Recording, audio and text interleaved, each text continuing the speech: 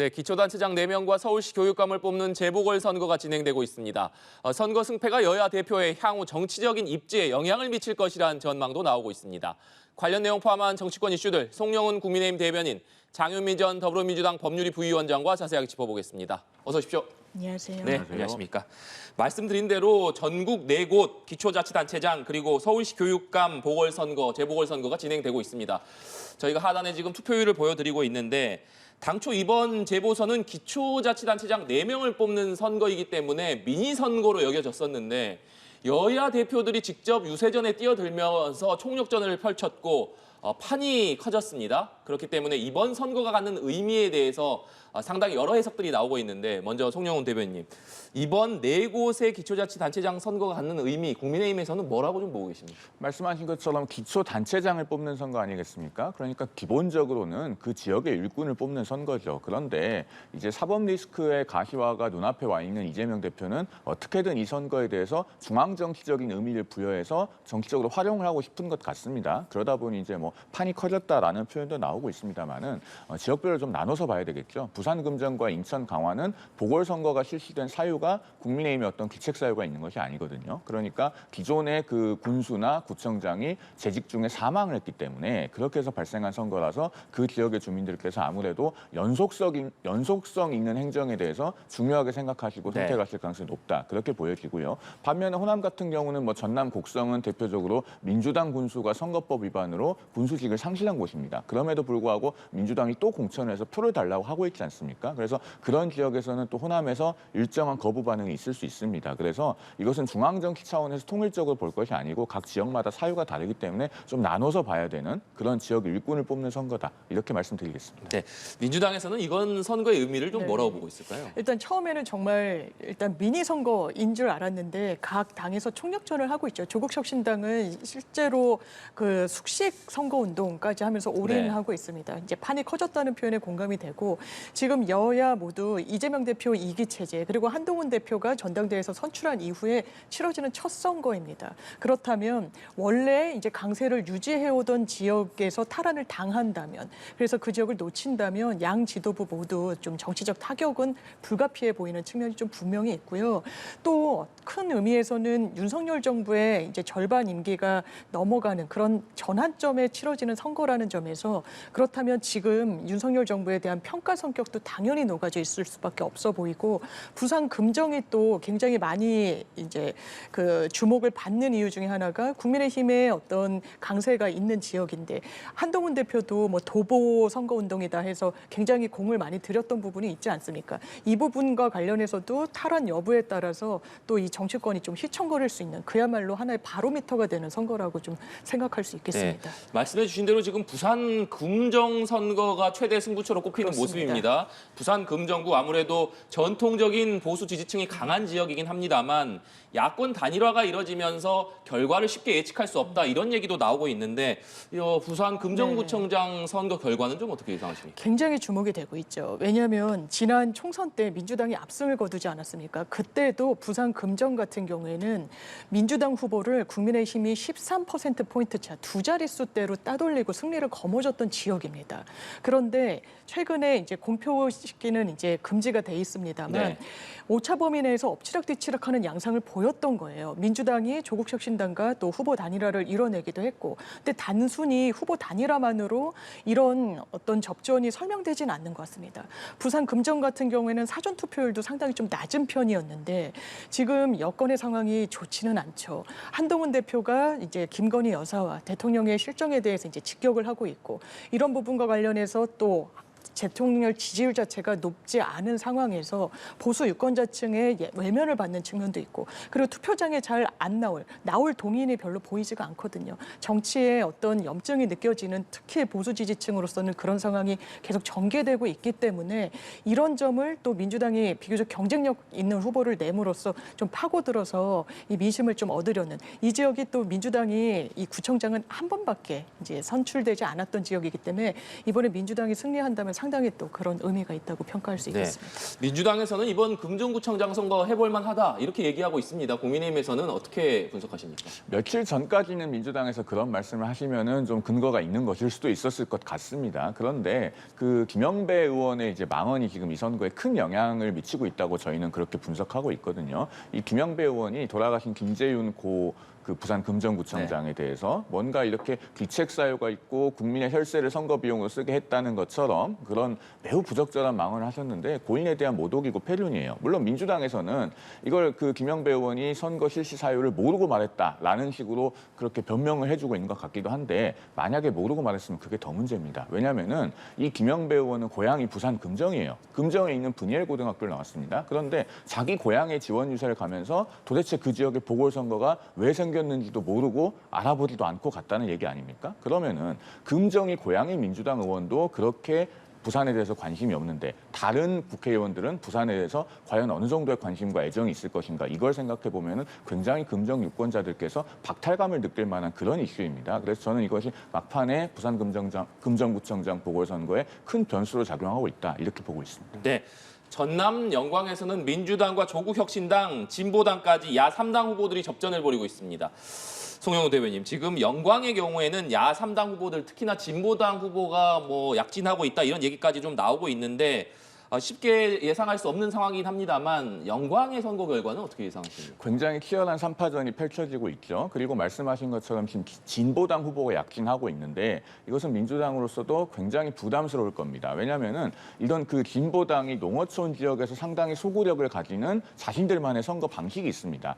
수백 명의 당원 내지는 지지자들이 가서 그 지역의 농어촌의 어르신들이 상당히 어려워하실 만한 일들을 자원봉사처럼 해줍니다. 그리고 이렇게 선거한 지가 역사가 굉장히 오래됐어요. 과거에 민주노동당 시절부터 그 NL 계열에서는 이런 선거운동을 했고 그것이 작용해서 승리했던 사례가 2008년 총선입니다. 그때 경남 사천에서 강기갑 민주노동당 의원이 한나라당 이방호 사무총장을 꺾고 재선을 하는 대이변이 펼쳐졌는데 그때도 이런 선거운동 방식이 작용했거든요. 그래서 민주당이 아마 전남 영광군수 선거는 조국혁신당과의 경쟁보다도 이 진보당과의 경쟁을 굉장히 의식하고 있을 것이다 그런 생각이 듭니다. 네, 조금 전에 저희가 전남 영광 재보선 상황 좀 짚어보고 있었는데 네. 지금 민주당과 조국혁신당, 진보당 3명의 후보 간에 치열한 접전이 벌어지고 있습니다.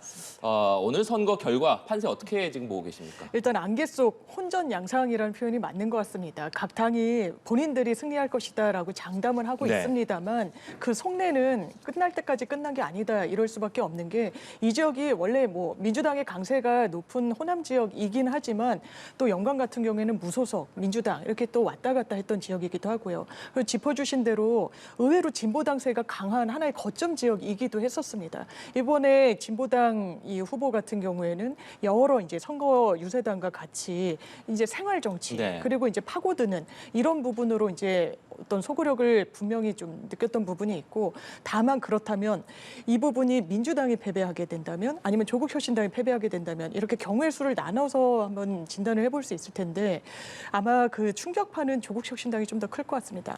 이 이른바 뭐 숙박까지 하면서 정말 이른바 올인 선거운동을 했는데 여기에서 거점을 마련하지 못하면 전국 정동으로 발돋움할 수 있는 그런 계기를 놓쳐버리는 게 되거든요. 조국혁신당으로서는 그나마 좀 탈환의 의지가 있는 호남 지역에서 한 석이라도 확보해야 되는 게 민주당보다는 더 그 시급성이 컸던 부분이 있습니다. 조국 대표 같은 경우에도 이제 사법 리스크가 잔존하고 있는 부분이 있고 네. 그건 이제 실형이 이미 선고가 됐고 이제 대법원에 계류 중이니까요. 그래서 이 교두보를 제대로 마련하지 못하면 이제 조국혁신당이 놓이게 될 또 위기는 좀 크지 않을까 생각됩니다. 네.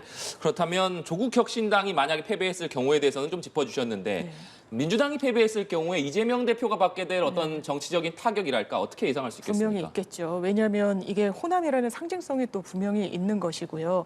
호남에서 호남 민심이 이재명 대표에 대해서 어떻게 판단하는지의 하나의 풍향계 역할을 하는 걸로 네. 지침은 분명히 될 겁니다. 그렇기 때문에 이재명 대표도 굉장히 공을 들였던 거 아닙니까? 그래서 이 부분도 한번 지켜볼 관전 포인트인 것 같습니다. 네. 영광에서 민주당이 만약에 패배했을 경우 이재명 대표에게 미칠 영향 짚어봤는데 그렇다면 부산 금정에서 만약에 국민의힘이 패배했을 경우에 한동훈 대표에게 어떤 영향을 미칠 것인가 그 부분은 어떻게 봐야겠습니까? 뭐 그 장해찬 전 최고위원 같은 경우에 과거 뭐 강서구청장 선거 사례 같은 것을 언급하면서 뭐 한동훈 지도부의 위기가 닥칠 수도 있다 이런 취지로 얘기를 했던데 저는 그것보다는 조금 더 넓은 시야로 현재 보수 진영이 처해 있는 상황을 봤으면 좋겠습니다. 네. 사실 지금 2024년 시점에서요 보수에게 주어지고 있는 과제 중에 중요한 것이 첫째는 정직성입니다. 그러니까 고 김문기 성남도시개발공사 개발 1처장을 시장 재직 시절에 몰랐다고 한다든가 또는 뭐 백현동 용도 변경을 국토부의 협박을 받아서 했다고 한다든가 또는 그 증인에게 그런 얘기를 들었다고 해주면 되지라고 말했던 그런 이재명 대표와는 본질적으로 다를 것을 요구받고 있거든요. 그리고 또 한 가지로 내로남불을 하지 말라는 것입니다. 그러니까 음주운전은 살인 행위라고 했으면서 본인의 딸의 음주운전에 대해서는 침묵하고 있는 그런 문재인 대통령 같은 내로남불을 보수가 똑같이 따라해서는 안 되거든요. 그런데 이것은 지금 현재 2024년 시대 상황에서 보수가 광범위하게 그러면은 잘 하고 있는지 자기 성찰을 하고 점검을 하고 반성해야 될 일이고 어떤 구청장 선거 하나가 승리하거나 패배하거나의 문제는 아닙니다. 그렇기 때문에 아까도 제가 지역의 일꾼 선거라고 말씀을 네. 드렸지 않습니까? 그러니까 그 결과는 그 결과대로 보면 되는 것이고 그 승리의 여부와는 무관하게 보수가 성찰하고 개혁해야 되는 그 과제들은 해나가야 된다. 그런 말씀을 저는 드리고 싶습니다. 네, 이 내용도 짚어보겠습니다. 김건희 여사 공천 개입 의혹의 핵심 인물 명태균 씨가 김 여사와 주고받았다라고 주장하는 카카오톡 대화를 공개하면서 정치권에 파장이 일고 있습니다. 대통령실에서는 대화 속에 등장하는 오빠가 대통령이 아니라 김건희 여사의 친오빠다 이렇게 밝혔는데 명 씨는 윤석열 대통령 부부와 나온 대화를 추가로 공개하겠다 이렇게 예고한 상황입니다.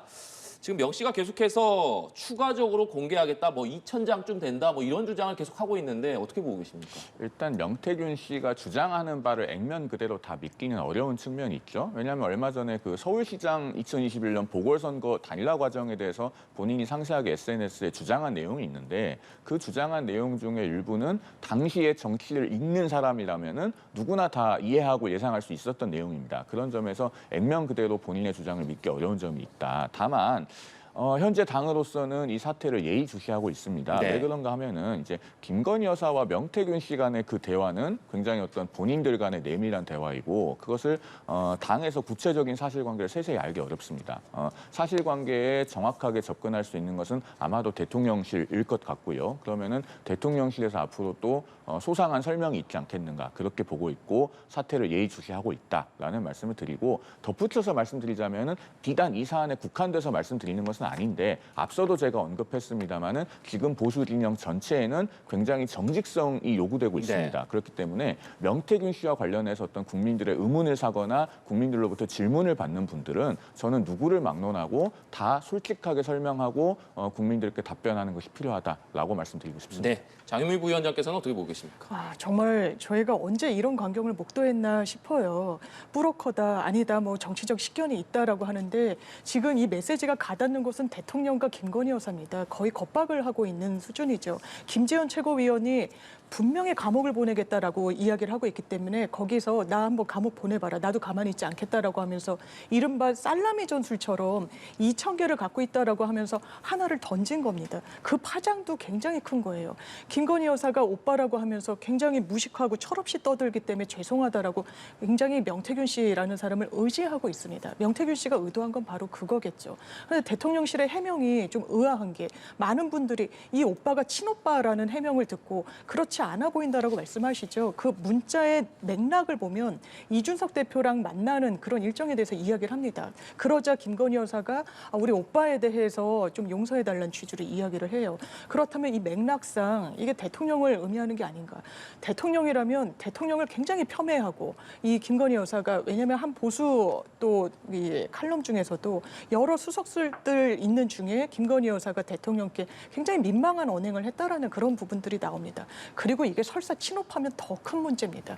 이 친오빠라는 분은 어떠한 권한도 없는 분이에요. 그런데 이 부분이 지금의 국민의힘 여당에서도 제기되고 있는 이른바 십상시 내지는 비선 논란과도 좀 맞닿아 있는 부분이 있습니다. 김건희 여사는 비선 라인이 한동훈 대표 7인에 이렇게 직격할 저는 근거는 없다라고 생각합니다. 한동훈 대표는 선출된 권력이고요. 거기에 대해 책임을 지는 지위에 있어요. 김건희 여사의 친오빠 모두 책임지는 지위에 있지 않습니다. 그런데 권한만 행사하는 것처럼 보여요. 이 명태균 씨의 이런 카톡 내용으로. 그리고 그 부분에 대해서 그게 아니다, 사실이 아니다가 아니라 오빠는 친오빠다 이렇게 해명하는 대통령실이 어디 있습니까? 이 부분에 대해서는 김건희 여사에게 확인해야 될 겁니다. 그리고 국민들께 소상하게 알려드려야 될 겁니다. 네, 알겠습니다. 이 내용도 짚어보겠습니다. 민주당이 김건희 여사 의혹을 수사하기 위한 상설특검 추진 절차에 착수를 했습니다.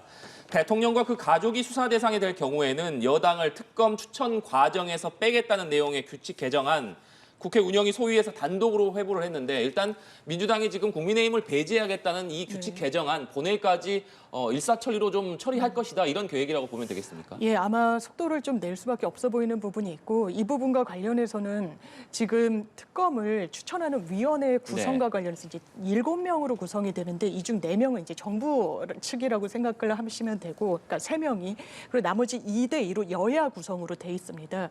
그런데 지금 특검은 김건희 여사 특검입니다. 공천에 개입했다는 정황. 그런 부분과 관련해서 여당 추천 몫으로 꾸려진다면 이 부분이 공정성을 담보할 수 없겠다는 인식이 민주당 안에는 있는 거고요. 그래서 여야 몫의 4명을 민주당 둘, 조국혁신당 하나, 그리고 진보당 1명으로 하자는 그런 개정안을 낸 겁니다. 이 부분은 종전에 있었던 김건희 여사의 특검법과 이 좀 별개로 실제로 최근에 불거진 부분과 관련해선 이런 방식이 만약에 민주당이 이런 상설특검의 대상이 되는 이런 혐의가 있다면 그건 또 반대로 국민의힘이 추천하는 몫으로 되는 거죠. 다만 대통령께서 이 상설특검 법을 보면 이렇게 추천을 관련해서 이 그 특검을 후보 추천을 해달라고 국회 의뢰를 하셔야 되고 그 후에 임명을 해야 되는데 네.